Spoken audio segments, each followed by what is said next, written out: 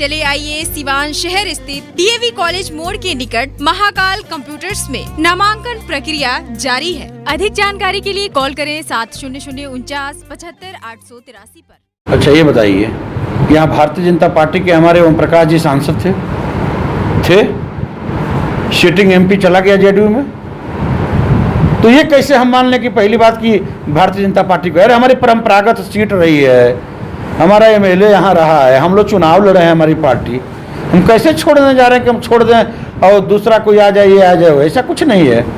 ये हमारी जो भारतीय जनता पार्टी का नेतृत्व है उनके भी संज्ञान में है और नेतृत्व ने जीरादेश सीट को लेने की पूरे मूड में है, पूरी वार्ता भी चल रही है, इसलिए ये विधायक थे। पहली बात कि ये जो विधायक हैं ये एनडीए के नहीं थे, उस समय दूसरा गठबंधन था, जीते बाद में इन लोग की आपस में नहीं पटी, फिर सरकार साथ में बीजेपी की बनी, एनडीए में आ गए। अभी बात आ रही है यहाँ थाना की जीरादेई में बिल्डिंग नहीं है, या कहीं ब्लॉक की बिल्डिंग नहीं है, या अभी आयुर्वेदिक अस्पताल है वो बिल्कुल निष्क्रिय है जीरादेई में। 5 साल में विकास जो है जिस तरह से होना चाहिए, ये डॉक्टर राजेंद्र बाबू की धरती जहाँ जानी चाहिए, हम गर्व के साथ कह सकते हैं कि अभी नहीं गई। अभी कहीं थाना नहीं, कहीं ब्लॉक का बिल्डिंग नहीं, कहीं कुछ नहीं, कहीं कुछ नहीं, हर तरह समस्याओं की जड़ है।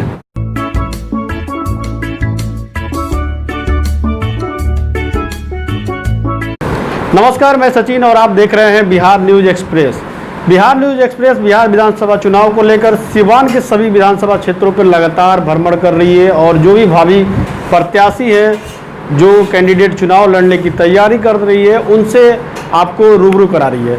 इस वक्त हमारे साथ एक ऐसे शख्स हैं जो गोंडा यानी गोरखपुर गोंडा से 3 बार ब्लॉक प्रमुख रह चुके हैं, भाजपा के कद्दावर नेता माने जाते हैं, समाज सेवी हैं और अभी भाजपा किसान मोर्चा के प्रदेश उपाध्यक्ष हैं। हम बात कर रहे हैं राजीव कुमार सिंह उर्फ बिट्टू सिंह की। तो सबसे पहले राजीव कुमार उर्फ बिट्टू सिंह का बिहार न्यूज एक्सप्रेस में स्वागत है। आपका भी, आपने मुझे समय दिया और आप अपना बहुमूल्य समय निकाल करके मेरे पास तक आए, इसलिए सबसे पहले मैं दिल की गहराइयों से आपका मैं हार्दिक स्वागत, वंदन, अभिनंदन करता हूँ। बिट्टू जी, पहला सवाल है, आप गोंडा में 3 बार प्रमुख रह चुके हैं, अभी आप जीरादेई विधानसभा से टिकट की दावेदारी कर रहे हैं, तो दर्शक जानना चाहेंगे, जनता जानना चाहेंगी कि गोंडा में 3 साल आपने प्रमुख रहा, फिर जीरादेई यूपी से बिहार, फिर देखिए, आपको ये मालूम है कि सामाजिक और राजनीतिक क्षेत्र में अगर काम करने का किसी की क्षमता हो तो ये पूरे भारतवर्ष में एक व्यक्ति बैठ के राजनीति भी करता है। आप देखते हैं कि एक व्यक्ति जो पार्टी को खड़ा करता है, अब पूरे भारतवर्ष में उसकी पार्टी लड़ती है, या मतलब राजनीतिक और सामाजिक क्षेत्र में उसका कोई दायरा नहीं होता कि हम वहाँ लड़ गए तो यहाँ क्यों, वहाँ लड़ गए तो यहाँ क्यों। यहाँ मेरा घर है, यहाँ पे हमारी कर्मभूमि, जन्मभूमि और पारिवारिक पृष्ठभूमि सब कुछ है, ऐसा तो है नहीं। बाकी लोग देखते हैं कि जो है आज हम लोग की विधानसभा में भी आपने देखा कि दूसरे विधानसभा के लोग आके यहाँ विधानसभा के चुनाव लड़ गए, तो कोई हम लोग विधानसभा से बाहर के लोग तो हैं ना, हम तो विधानसभा ही हमारा घर है, हमारा परिवार है, और अपने परिवार, अपने घर की विधानसभा से हम लोग चुनाव लड़ने की तैयारी में हैं। ऐसा कुछ किसी भी पार्टी की बात करें तो एक विधानसभा क्षेत्र में कई दावेदार होते हैं, तो उनमें से जीरादेई की बात करें तो भाजपा के भी कई दावेदार हैं। भाजपा आपको टिकट क्यों दे, आखिर आप ऐसा क्या करेंगे पार्टी के लिए, जनता के लिए कि भाजपा आपको टिकट दे?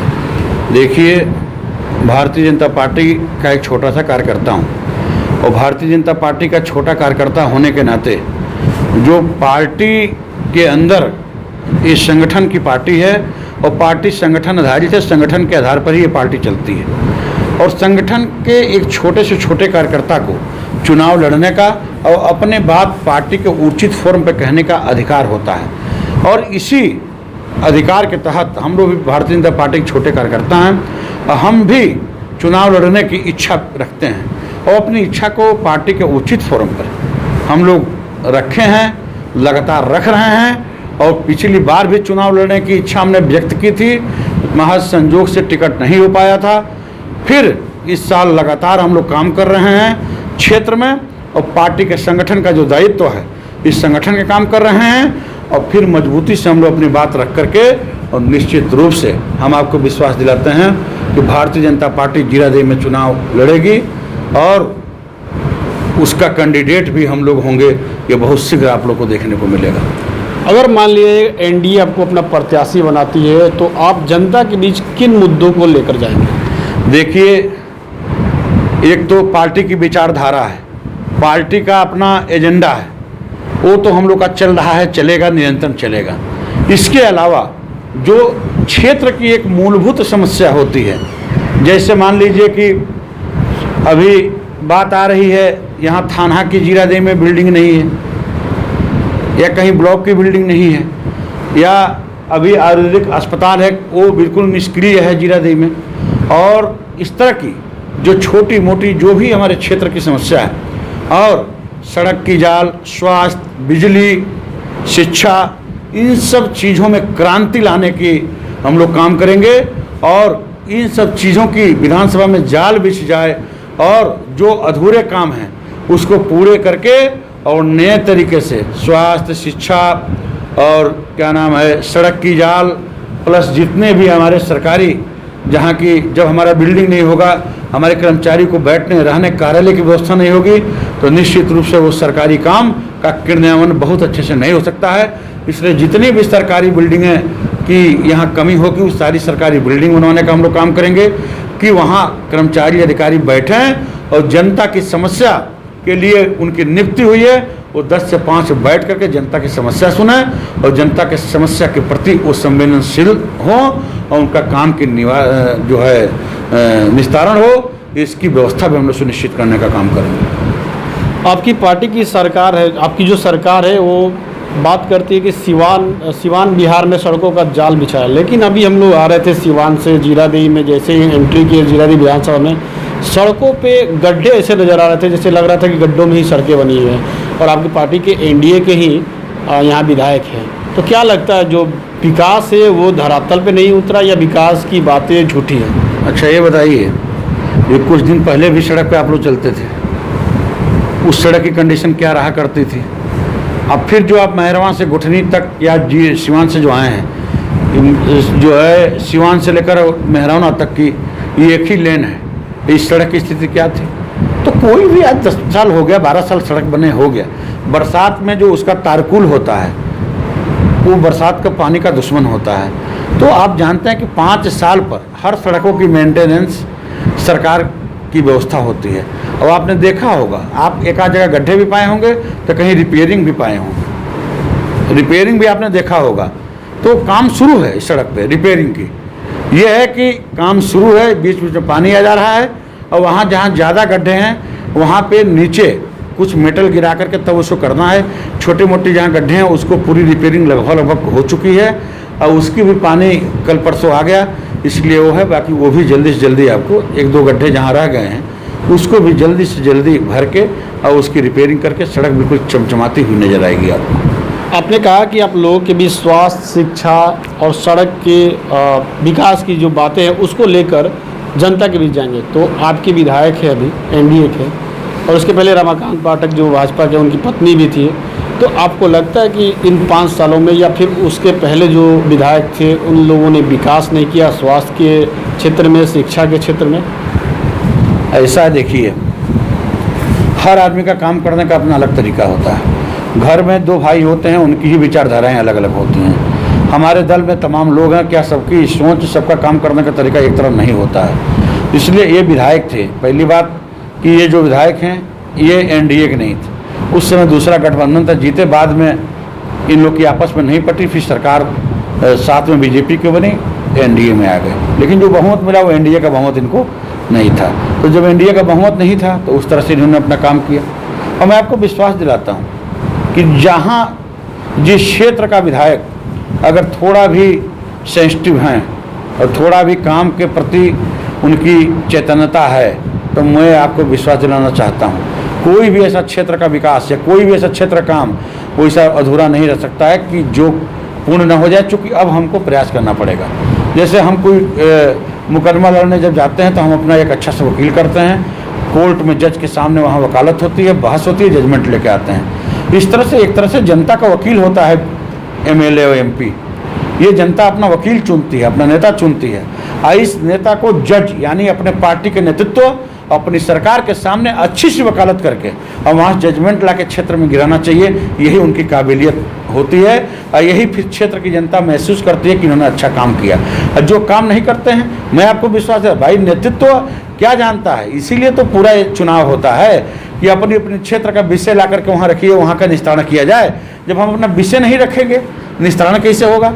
तो ये मैं विश्वास दिलाता हूँ, कहीं विषय रखने में जो भी लोग हैं, इनसे ये विषय सारे छूट गए हैं, इन्होंने मजबूती से रखा नहीं, विषय को भूल गए, इसलिए सारे चीज़ छूट गए हैं। लेकिन अगर अच्छा वकील होगा और विषय उठाएगा तो निश्चित रूप से जजमेंट भी क्षेत्र में आएगा। और अगर हम लोग को समय मिलता है तो आप देखिएगा वकालत अच्छी होगी और जजमेंट भी क्षेत्र के पक्ष में होगी।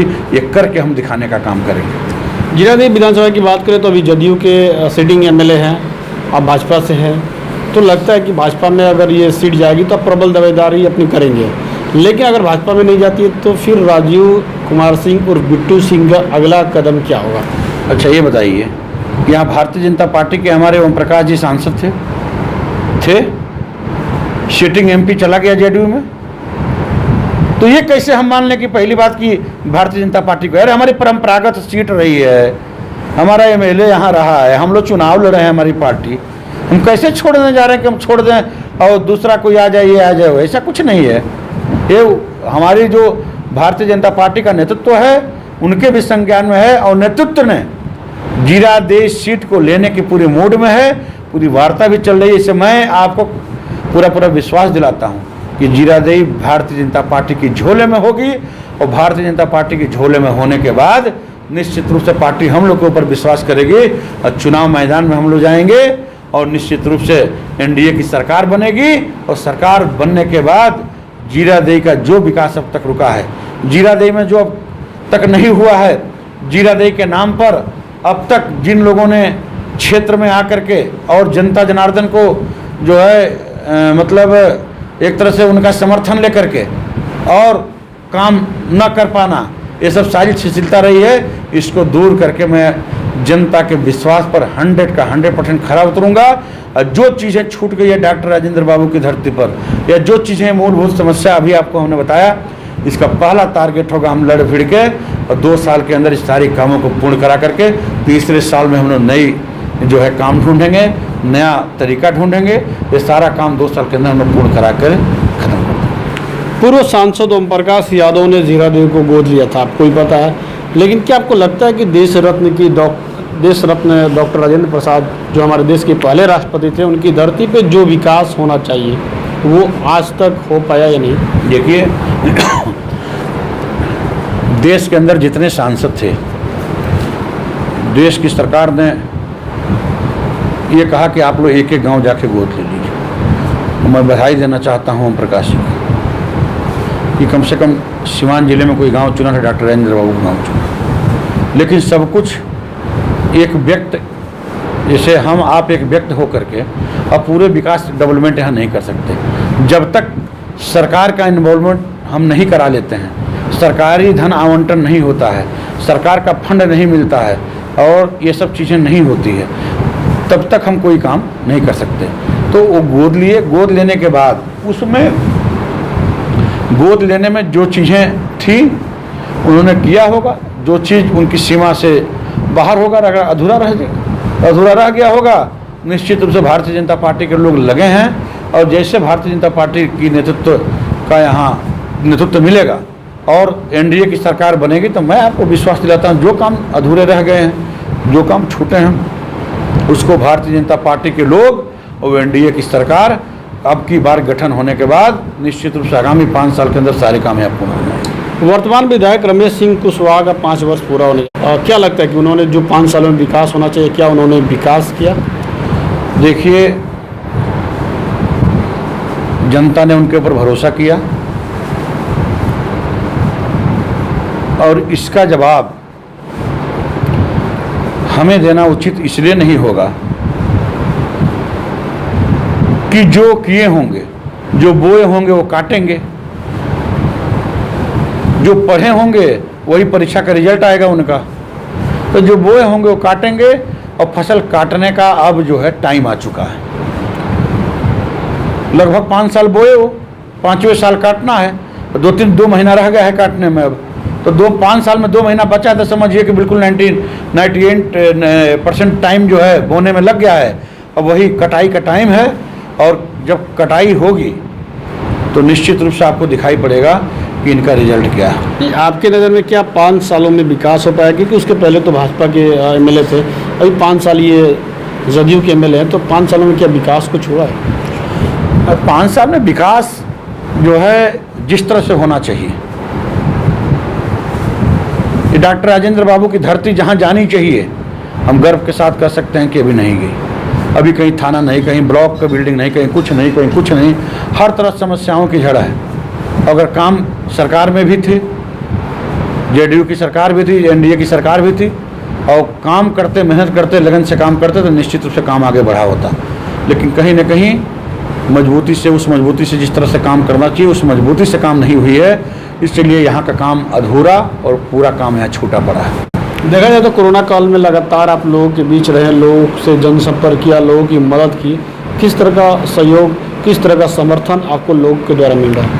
देखिए, कोरोना काल में एक तो भारतीय जनता पार्टी की, हमारे देश की सरकार के यशस्वी प्रधानमंत्री नरेंद्र भाई मोदी जी बहुत गंभीरता से इस कोरोना की जैसे इंटर हिंदुस्तान के अंदर ही तुरंत लॉकडाउन की व्यवस्था उन्होंने किया। उसके बाद जितने भी हमारे 70-80% लोग हैं देहात के अंदर, उनकी चिंता की इस लॉकडाउन में सबका जो रोज़मर्रा और रोज़ कमाने खाने वाले लोग हैं, इनकी समस्या कैसे दूर होगी, ये कैसे क्या करेंगे, इनके बारे में उन्होंने चिंता की। चिंता करके सबके लिए 80 करोड़ लोगों के लिए अनाज के एकदम घर बैठे, दाल कभी नहीं आता था, दाल चावल गेहूं सब की व्यवस्था की कि इनको कहीं दिक्कत ना हो।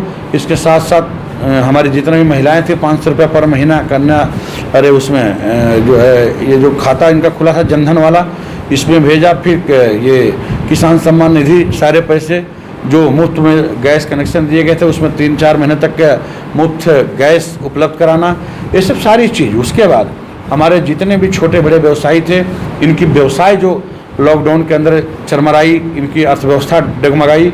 आपने देखा कि देश के जीडीपी के 20% एक मुश्त इतना बड़ा पैकेज ला करके, देश में पहली बार इतना बड़ा पैकेज आकर के इन सबों की व्यवसाय को, इन सभी को रोजगार को आगे बढ़ाने के लिए इतना बड़ा पैकेज ला करके इनको आगे बढ़ाने का काम किया।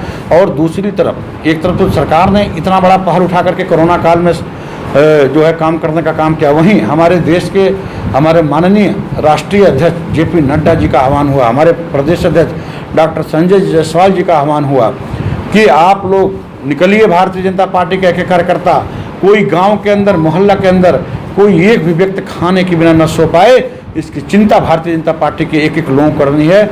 और उन्हीं लोगों के आह्वान पर भारतीय जनता पार्टी के एक कार्यकर्ता जिस क्षमता के लायक था, दाल चावल गेहूं आटा तेल के पैकेट बनवा करके, कहीं खाना बनवा करके, और ऐसे जितने लोग थे प्रवासी या जो भी इस तरह के लोग जिनके यहाँ खाने पीने की समस्या थी, उनके यहाँ पैकेट खाना, आटा चावल तेल ये सब भिजवा करके अब पूरी पार्टी ने लग करके कोरोना से लड़ने की व्यवस्था की है। चलिए, अगर माना जाए कि जीरादेई विधानसभा से एनडीए के प्रत्याशी होते हैं राजीव कुमार सिंह उर्फ बिट्टू सिंह, जीत के प्रति कितना आश्वस्त है? हम बता दें, ये भारतीय जनता पार्टी यहाँ के लोग भारतीय जनता पार्टी की सिंबल का इंतजार कर रहे हैं। और जिस दिन सिंबल की घोषणा हो जाएगी, चुनाव बाद में होगा, मैं आपको वादा करता हूं, आप देखिएगा कि उधर सिंबल की घोषणा नहीं हुई, उसी दिन कम से कम 20,000 वोट से जीरादेई विधानसभा का कैंडिडेट कम से कम 20,000 वोट से चुनाव जीत के और विधानसभा में पहुंचने का काम करेगा। ये काम उसी दिन हो जाएगा जिस दिन भारतीय जनता पार्टी अपना सिंबल जारी कर देगी और आ जाए कि जीरादेई विधानसभा क्षेत्र में भारतीय जनता पार्टी चुनाव लड़ने जा रही है। इस मूड में यहाँ की जनता आके बैठी है, इस मूड में इस जनमानस इंतजार कर रही है। हम लोग जब क्षेत्र में जाने का काम करते हैं, लोग ये कहते हैं कि जाइए यहाँ कि सीट भारतीय जनता पार्टी कराइए और सिंबल बीजेपी के लेके आइए, बाकी यहाँ लड़ाई हम लोग लड़ लेंगे। जनता इस इंतजार में बैठी है, इसलिए जीत की तो बात न करिए। जिस दिन सिंबल आया उसी दिन भारतीय जनता पार्टी के कोटे में जीरादेवी का सीट चला गया। मैं दावे के साथ आपको कह रहा हूँ। चलिए, जीरादेवी विधानसभा के लोगों से क्या अपील करेंगे?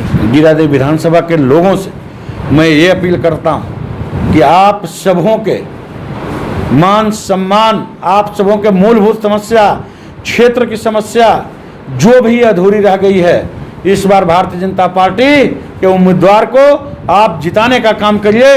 मैं निश्चित रूप से विश्वास दिलाता हूं कि जो भी अधूरे काम रह गए हैं, मूलभूत समस्या रह गई हैं, इस 5 साल में 8 विधानसभा से ये अलग विधानसभा होगा। जिस तरह से यहाँ इस विधानसभा के निवासी डॉक्टर राजेंद्र बाबू हैं, ये विधानसभा का अलग महत्व है। इसी तरह विकास और कार्य, मूलभूत समस्या के मामले में भी जीरादेवी विकास विधानसभा का नक्शा अलग होगा, इसका कार्य अलग होगा। लोग यहाँ की मॉडल देखेंगे, ये मैं यहाँ के लोगों को विश्वास दिलाना चाहता हूँ। चलिए, तो ये हमारे साथ भाजपा किसान मोर्चा के प्रदेश उपाध्यक्ष राजीव कुमार सिंह बिट्टू सिंह थे, जिन्होंने लोगों से ये अपील की कि एक बार विश्वास करें और इसके बाद ये जनता के उम्मीदों पर खड़ा उतरेंगे। साथ ही यहाँ पर इतना विकास करेंगे कि पूरे बिहार में जीरादेवी का नक्शा ही कुछ अलग होगा।